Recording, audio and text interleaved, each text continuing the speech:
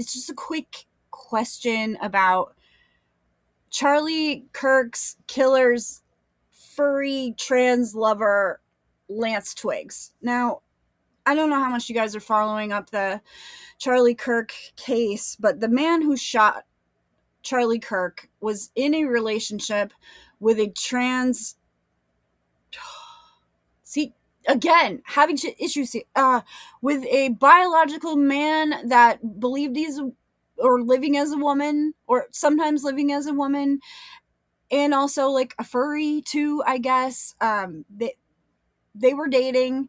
The guy that shot Charlie Kirk basically was dating a trans furry person. I believe that the guy who shot Charlie Kirk, who I'm not even going to give him a name because he doesn't even I hope it doesn't ever echo in history, but of course it will. But anyway, that guy, I think, came from somewhat conservative background. I mean, there's definitely hunting and things like that, and it just seems like his family was more on the conservative side. And I guess that, like, maybe they didn't accept what was going on with Lance and their son.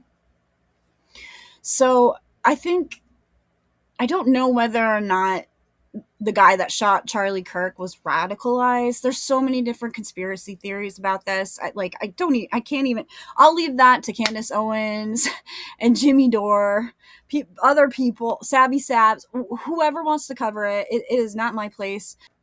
I know very minimal about, okay, well, is it Israel? Did Israel put the Charlie Kirk shooter up to doing that? Did they give him lessons on how to be a sniper? Did they pay for the gun?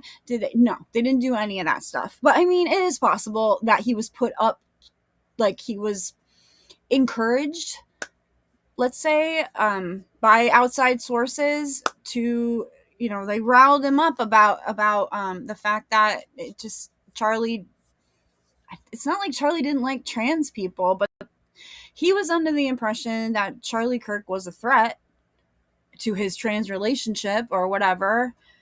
That's the whole reason why Charlie Kirk's killer shot him. So his lover, Charlie Kirk's shooter's lover, Lance Twiggs, the one who is trans female,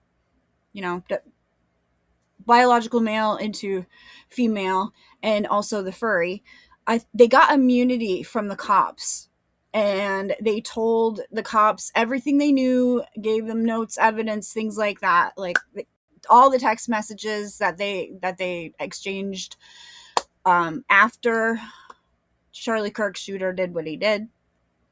I should just call him shithead or something. Maybe I'll just go with shithead. So anyway, shithead's lover makes a deal with the cops. He gets immunity. And he has a deposition, I think, or an interview with the cops that they played in court.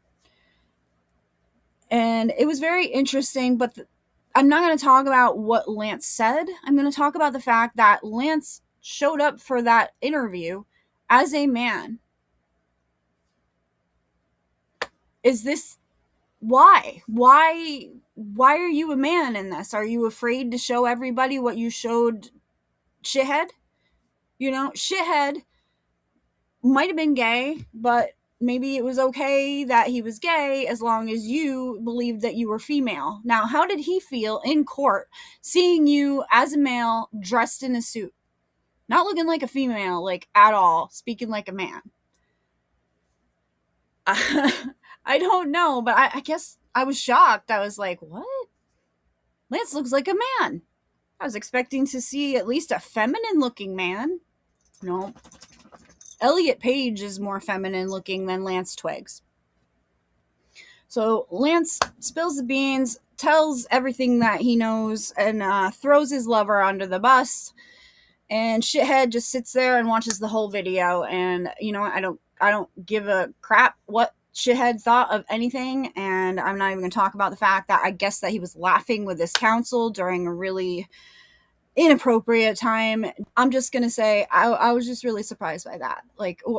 Maybe tell me in the comments, why do you think that Lance Twiggs showed up for his interview with the cops as a man?